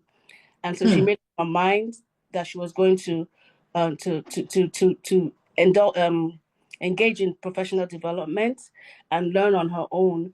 And in doing so, she was able to find out that she had this passion for special needs, and she was able to help the children in her class to grow. And she said if she hadn't been faced with that challenge, she may not be where she is today. And then the other person talked about their challenges as a head of school and how she was trying to bring into how the challenges she had in creating a new culture in the school, setting up a new team, and resisting the temptation to just throw her hands in the air and close the school down. So we were able to see, if we had not, we were able to see the trends in our different lives and know that, you know, definitely it was this resilience, the ability to adapt in these different circumstances, and the support that we got, and the fact that we believed in our minds that, okay, I'm struggling, but it's possible. Let me just take the next step. And then one step became another step, and then we kept moving forward, and we're still here today. Hallelujah. Awesome. Gosh, yeah. Sink or swim, huh? That's it. And then I don't know about you, but I'm convinced every day that conviction is getting validated that we tend to care so much about the opinions of others that we don't allow ourselves to be who we're meant to be. Yeah, the things that we're looking around thinking, getting opinions from all over the place, some of them contradictory. But remember something I shared earlier about the power of our mindset. If you could just ask yourself this question every time you feel as though you're caring so much about what people might say or might not say, just ask yourself this question. If the whole world were blind, who would I be right this moment? Then go out and be that person. Because as long as you're not harming people, you're not breaking laws, you just want to live your life. You have agency. Don't wait for permission from anybody to live your life. Feel liberated enough. So remember, who am I becoming? Who will I be if the whole world were blind and they can't see you? So go ahead. Right, room 4, please.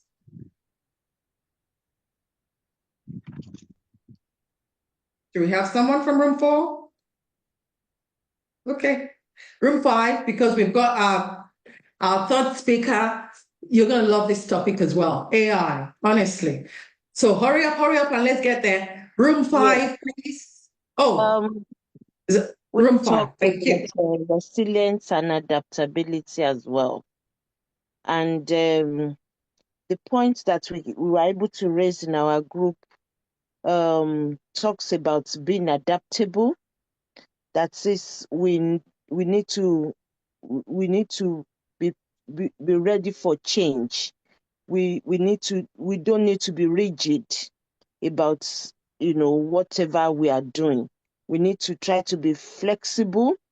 We need to tweak our goals in such a way that so that we don't make life difficult for ourselves because we have a mindset of this is what I want to achieve and I have to achieve it within this certain time. If there's need for us to get a bit of flexibility, we should go for it. Then it talks about our strength. We should use our strength. We should use the community of people that we have. We should use our support group, having a mentor and being a mentee for somebody as well. It makes us to be able to balance it and we use the support group that we have, and if we can't change something, we should try to adjust ourselves to it. That is, if there's some things that we can't change, we should not force ourselves to change it. Whatever we can change within ourselves, we can do that. And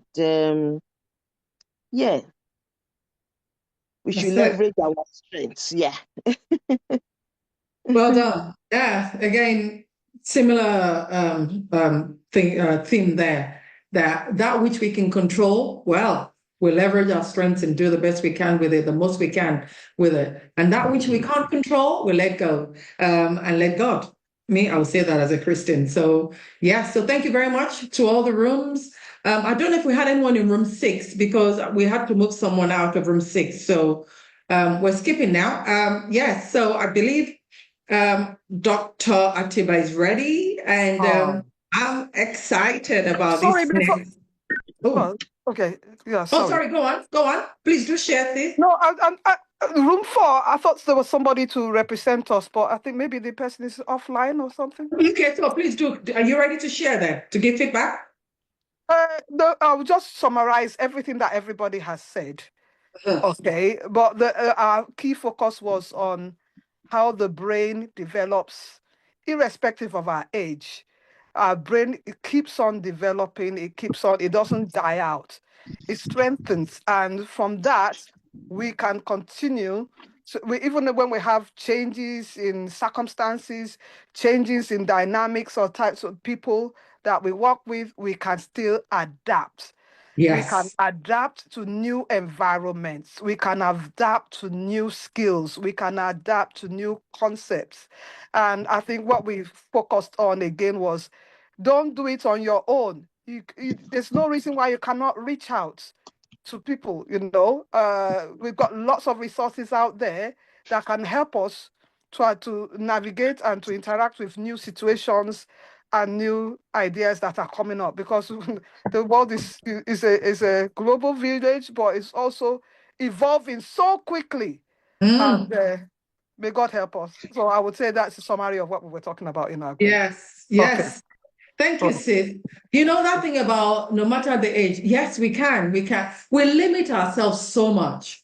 Honestly, it's as though we're waiting for a permission structure. So instead of realizing and leveraging the power of our brain is elastic. Remember, just my brain is an elastic band. Okay. If I like, I can leave it as a tiny elastic band, or if I like, I can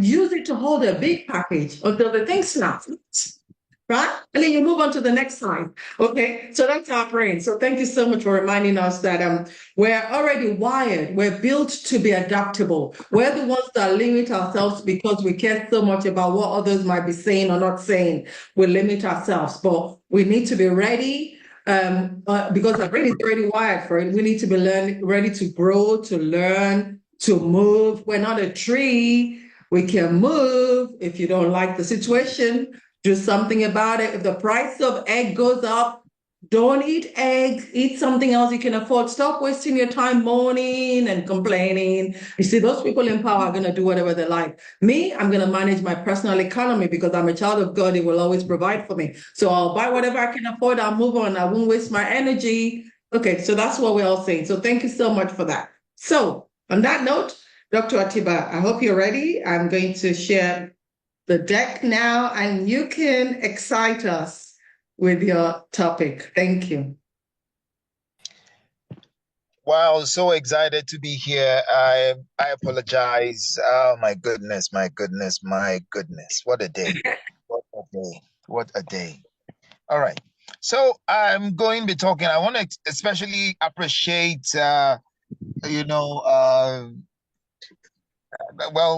she's just a big sis for me. She's amazing, and I'm always praying that when I grow, I want to be the way she is. So ladies and gentlemen, if your digital hands are not too heavy, please put your hands together for Tope Songonuga. Thank you so much, sis. Thank you, ma'am, for all that you do for us and so many. Can we celebrate her, please? Let me see your claps coming. While we're getting, thank you so much. All right, so I'm talking about the advent of innovative technology and AI possibilities and probabilities. All right, so I'm going to speak in some English, but please just go with me. That's who I am. Now, let's imagine that you're waking up to a world where your car drives you. Can you imagine? I mean, thank you, Dr. Toyi. Thank you. Olanraju Oladipo, thank you. Where your car drives you, your essays are drafted by AI, and your health is being monitored by wearable watch. Now, let me ask you, what role will you play in a future like that? Are you going to be a consumer, a creator, or a critic?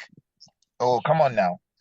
Which role are you? Where will you find yourself? Are you going to be a consumer, a creator, or a critic? And of course, if you look at this, oh, beautiful. I love this. I love this. Now, if you look at the power and the promise of technology, let's see what's coming.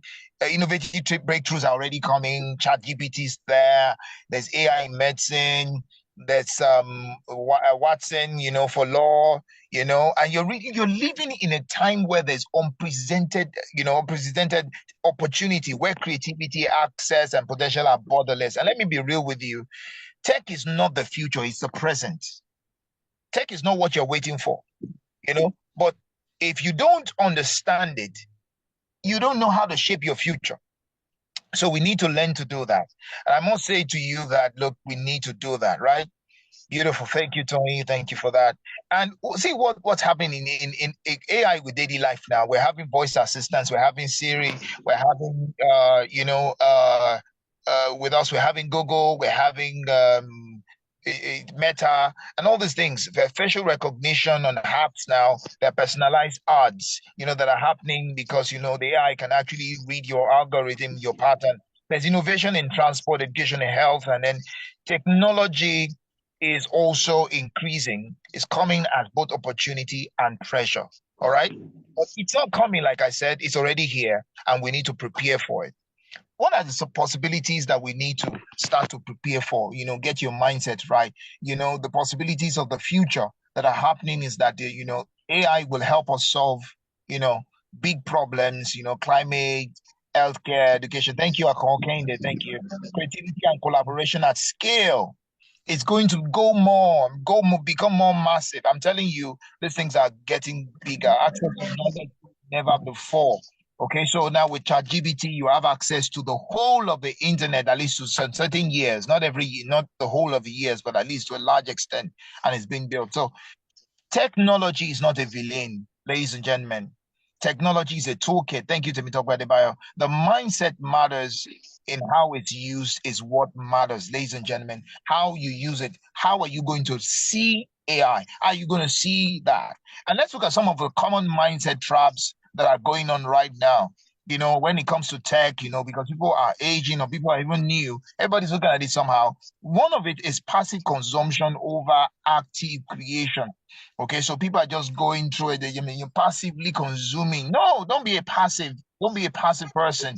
You need to get active in using AI to create, because whether you like it or not, tech is taking out some jobs and recreating. I was speaking to some group of young people this morning and I asked them, what are you doing? One of them said, I'm a content creator. The other one said, I'm a photographer. The other one said, you know what, I'm a digital marketer. And I laughed. I said, 10 years ago, there was nothing like that. Okay. So technology is neutral, ladies and gentlemen. It helps with thinking convenience. It's not meant to make you lazy. All right. But it's meant to bring you progress. Technology should not make you bitter, it should make you better. Anything, the role of technology is to make you faster, better, and greater. So let me ask you, how do you currently use your AI? Do you question it? Do you shape it, or you just follow it? Because let me give you a caveat. It's not everything AI gives you that's correct. Oh yeah. There's something we call prompt engineering. You've got to be able to ask the right questions. Yeah, let's go. Next slide. All right, what are the dangers of passive consumption? Yeah, I was talking about it. And it's basically that tech can either expand or limit your thinking depending on how you use it. Oh, yes. It's the same thing with money. It's the same with everything in life. How you use it, the mindset you bring to these things matter. And then, over reliance on AI for thinking, for learning, or even decision making. No, you don't rely on AI to think for you, to help you learn, or to make decisions for you. What do? You just ask it for information, you process information, and then that's what you use, you analyze. So algorithms can shape views, values, and behaviors up to over time. You got to be careful, right? Like we saw instances of young people committing suicide because of the advice of AI. Okay, so don't just consume tech, question it, understand how it works, why it exists, and who it serves. You need to find out. And I'm telling you, I know of over 45 AI tools now that are doing that. So you need to develop a creator's mindset. I was asking you, do you want to be a creator? You want to be a consumer? You want to be a critic? The truth is you've got to be a creator, right? So how do you develop that? You need to start viewing yourself not just as a user, but as a builder, as an innovator and change maker. All right. And the idea of digital agency, choosing why to use your technology rather than you must choose how and why to use it. You must do that. And then, there are ethics, that you need to stick with. We're going to touch that in a bit. Digital literacy, you need to get on learning. You need to keep learning about these things. Take classes on AI, take classes on technology, and then you of course pick up creativity, because that's how it is. Creativity is the ability to use what is existing in new ways. So I want to ask you, ask not just what can AI do for me, but what do I do with AI? You need to ask yourself that question. What do I do with it? What are the possibilities that we face when we start using AI in the right way, when we start using a creator mindset? All right. If you're not careful, what AI exposes us to, misinformation and deepfakes. If you know that, it's possible. I watched a movie recently. Viola Davis was there, and in that movie, the interesting thing was that the terrorist there was using, told the people to read some script on video, and they were using that to actually, to steal people's money all over the world. That was crazy. That's what deepfakes do. All right. And people can actually, get your voice, get your picture. So you got to be careful about the things you share. These things are very important. Algorithm bias and job displacement, whether you like it or not, look, people will lose their jobs. Oh, G20 was the movie. Thank you, Dan. I'm so grateful. We got somebody, algorithm bias. So whether you like it or not, I mean, it's happening even on Facebook, so that will happen, if you're not careful. And then job displacement, and then, your mental health, and then over dependence. Come on, ladies and gentlemen, that's what Tope was talking about the other time, that look, it's important for us to understand that we must not over dependence is a disease, so we got to be very careful. And these tools are powerful, like power. They require ethical and intentional use. We need to build that. Let's move on quickly. So how do we ground our future in values? Technology evolves fast, but your mindset, ladies and gentlemen, must be rooted in empathy, right? Rooted in empathy, rooted in ethics, and rooted in equity. All right, very important. Let's look at some of the examples of how inclusive design and ethical coding can solve real-life problems. Look at the challenge. What kind of world do you want to help build? And what tech solves that problem? So that's a question you keep on asking yourself. Okay, so if you are in fashion, there are AI that allows you to actually create fashion better. I mean, you create pictures of models, wearing clothes, fantastic, realistic stuff. So look at it. What kind of world do you want to help build, and what kind of tech serves that vision? All right. So I want to say to you as a takeaway that innovation without values is noise. All right. So we've got to run everything with values, and then mindful tech use creates meaningful purpose. We've got to be intentional about how we use these things. What's your role in the tech future? Question: what kind of technologies will you be? Right? Are you going to be a mindful user? Are you going to be an ethical innovator? Or are you going to be a systems challenger? Like I'm saying to you, this is not just a health talk, ladies and gentlemen, your excellencies. It's a call to personal leadership. You've got to understand that if you're not going to listen, AI is here, tech is here, whether I like it or not. What will you do with it? What future are you going to build with it? You've got to create, build a creator mindset, take on personal leadership, and say to yourself, I'm going to do something great with what I am learning. And then the final thing I want to say is that the most powerful tool, ladies and gentlemen, is your mindset. All right? So let's get this straight. AI is not here to replace you, right? But a person using AI might replace you. All right. That's just basic. A person who's using AI, who's using, it's like, you're running a race and somebody's running on a horse and somebody's using a Ferrari. I mean, who gets to end the race first? That's what it is. Remember, technology makes you better, it makes you faster, and equips you more better. So you've got to understand, it's very important, ladies and gentlemen, to ensure that you build a creative mindset. Get involved with AI, get into tech, start studying it. Remember, like I was saying in the group that we were in, that I learned that age does not kill your brain cells like you think. New things actually create new pathways in your brain. The more you learn, new things you learn, the better you become. All righty. Man. Thank you so much. Can you please all unmute and say thank you to both speakers? Well, myself. all the speakers. Thank you so much. Thank That was you powerful. so Thank you so much. much. Thank Thank Thank you. you you. so Thank you so much. much. That Thank was you, our wonderful powerful. speakers. Wow. Powerful. Thank you. Wow. Okay. So again, remember, it's all about mindset, and we're respecters of time. So that we can end on time. We got 10 minutes left on the clock. Any questions? Does anyone have any question about anything we've discussed today? If you've been challenged in any way and you want to comment, you want to share your observation, please unmute or put your hand up, and then we can take maybe 2 or 3. We have time for that before we do the survey.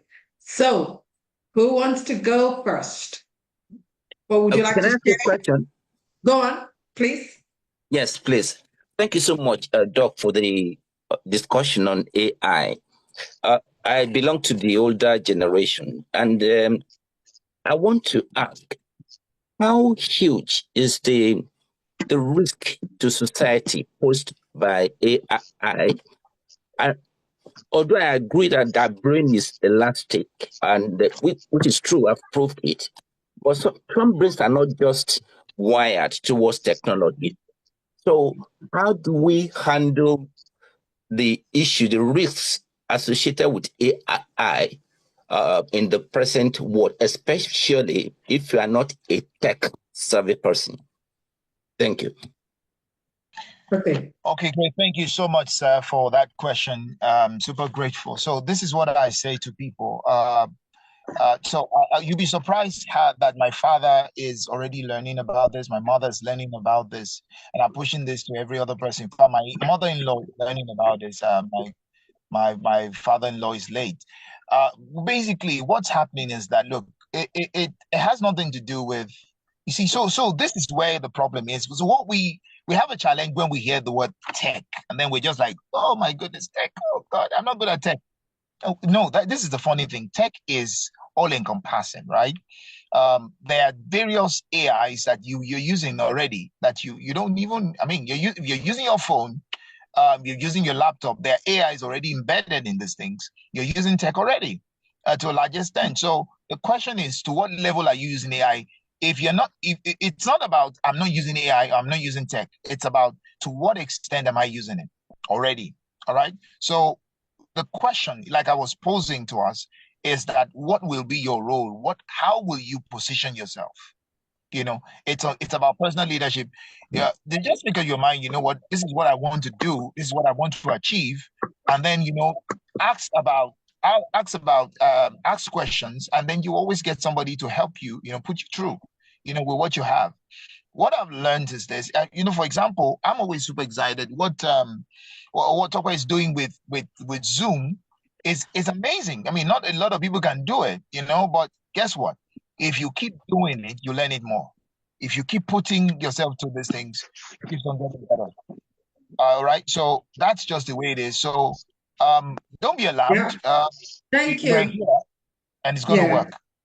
Yes, thank you for that. And if I may add to that, so because of the advent of AI, and as Dr. Atiba already shared with us or reminded us, it's here, it's growing. 5 years ago, you may recall that pre-COVID, not many people were actually in tune to this. They weren't familiar enough with it as they are 5 years later. So, to address the risk, governments around the world.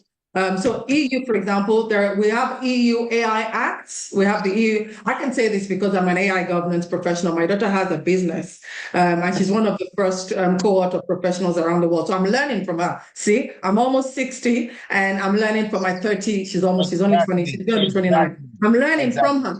Yeah.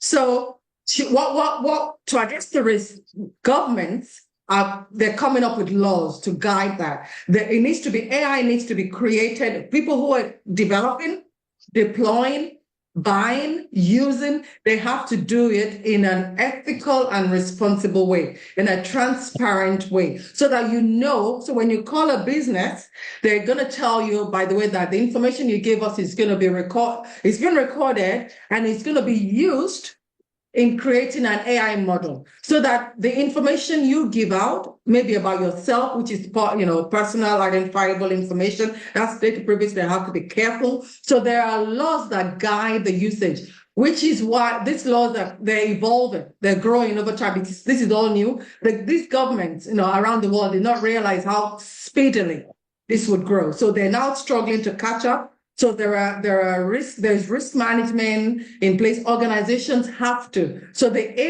EU AI Act, right, is there. It's going to go into force. Any EU AI tool that is used anywhere in the world needs to follow some guidance. So we as governance professionals, we're creating processes for that. So that when you're using it, you're signing up to have the data you give be picked up and be used to refine the model. Or you're saying, don't use my information in creating your models, thank you very much. Or you are taking it, you don't mind sharing. So basically it's like throwing water into a pool, into a well, and then it all gets mixed up and then a model gets created. So bits of you, bits of me, or I can say, I don't want my bit to be included. So there is governance going on behind the scenes. Risk is being managed and mitigated. But at the end of the day, the ones that have gone through the loops, there are litigations in America, around the world already. There are fines associated with it. So any company that puts out an AI tool that can be used by, this is what the doctor was referring to about creator or consumer. Any AI tool that gets created to be consumed, you need to know, you need to explain all of the thinking that went into the modeling. You need to let me know that this is what was used. And you need to guide me so that I'm not totally, and anyway, I should be wise enough to not use all the information without checking it out. And also there are fines attached, huge sums of money. Okay, so the AI tools that weren't properly guided a few years ago, that resulted in young people killing themselves, they go on AI, ChatGPT, there are lots of them around. Anyway, so ChatGPT is one of them. And then they're asking questions. So if I want to kill myself, now prompts are in place to say, if that comes in, something needs to be triggered somewhere, okay? So they're being very careful because the governments are now getting together. So America also has the framework for if you want to create AI, you've got to follow some rules. So they're trying to catch up, but then we also, when we're using it, we need to be mindful that it's not perfect. Remember, AI is just pulling information from sources. Someone's put incorrect information out there, AI picks it up and then shows. So I'll give you an example. A few days ago, I was so lazy, I wanted to remove the shine on a picture of myself that I took. I had too much oil on my face, and rather than take another picture, but let me find a tool. Oh, it was too complicated. I don't want to pay for a tool. Oh, okay. Let me just throw it into ChatGPT. Say, ChatGPT, go and find something and remove the shine. Guess what? It came back. He said, yes, fine, I'll do that. Stupid thing came back and gave me someone else's face and hands. Yeah. The person was wearing my clothes, but the face wasn't mine. The hands weren't mine. I thought, see? So that's why we have to use it responsibly as well. The people creating it have to create it responsibly. Hopefully that's answered. I've come in from the governance perspective to answer your question, my brother. Does that clear things up for you? Perfectly. Thank you so much. Yeah, so balance. Okay, well, thank you so much. I think we've come to the end. We got 2 more minutes. So I would like you, before you check out, please complete the short survey that we're going to publish. But while we're doing that, or rather before I launch it very quickly, Dr. Toyin and Dr. Alfred Atiba, thank you so much for giving of yourself, always giving of your time, because You're welcome, ma'am. our time is our most expensive resource. If I give you money, money is easy, is the cheapest, easiest thing we can give. It's a tool, right? It's at the bottom. When I give you my time, like these 2 people have given us today, they've given us of their intellect, they've given us of their heart. You guys who joined, you've set aside time to bless yourselves. And if you hadn't come, we would have been talking to only one another, the 3 of us. So thank you to everybody here, but most especially to Dr. Atiba and Dr. Sam-Emehelu. Thank you so much, everybody. And I hope you've been blessed. So I'm going to launch, don't drop out yet. Please give us your feedback. So I'm going to launch the poll now, please, so you can, if I can find it, bear with me. So you can give us your opinion to help us improve. Thank you. Sorry? Mm-hmm. Yeah, I'm greeting Bumiawe. It's good to see her. Yeah, she's here. Good to see you.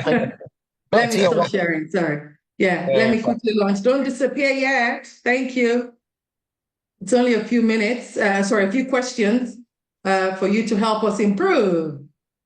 Right, so that should be on your screen now. So please do respond to all 8 questions. It will help us improve. We want to hear from you, and thank you so much. It's 4 o'clock, but give us a few seconds. Thank you. I hope you can all see the poll on the screen. Yes, it's showing on the screen. Okay, so please do respond. Thank you. Thank you, Peculiar. See you soon. By God's grace. See you on the 24th. Yes, ma. Good night, ma. God bless you. And this has been recorded. It's been recorded, rather. So we will share the link if you want to play it back or share with someone you think might be blessed. Because honestly, everything we do, say, or think depends on our mindset and how it's set. So please do. I hope you're all completing the feedback so that we can all check out. It's 4 o'clock, 4:01 even. So thank you for giving us an extra minute or 2 before you check out. I hope this has been valuable to you. I certainly have found it valuable. I haven't wasted the last 2 hours of my life on my way to my 90s. This is a good start. So thank you and thank God. All right, so yeah, you can drop out once you fill the survey. Not before, please. Please, pretty please. Thank you. Thank you, Sister Bumi. Looking forward to the conference on the 26th of July, by God's grace. But first stop, Nigeria, or rather next stop, Nigeria, Lagos. Watching is great out.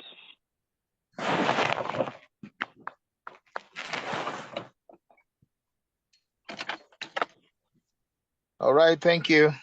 Thank you. Bye-bye. If you fill the survey, bye-bye. Thank you. Have a fantastic weekend. Make the most of every day because June is on its way out, right? So take stock, tweak your goals if you must, flex it, pivot if you must. Don't be so rigid. You're not a tree.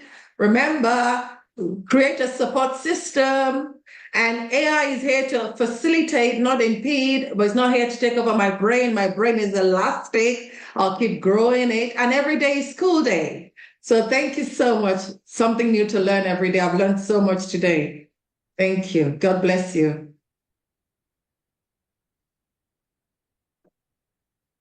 I'm just waiting for a few more people to fill the poll and then, we'll be done.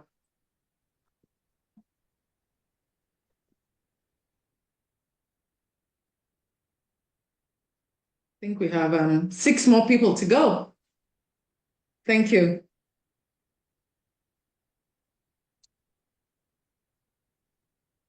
Bye. Bye-bye. God bless you. Hello, bye, everyone. God bless you. Bye. See you soon. Amatola. Bye-bye. Thank you. Bye. Bye. Bye. God bless you. Yeah, I think everyone's completed the poll now. Thank you so much. God bless you. Bye-bye. Bye.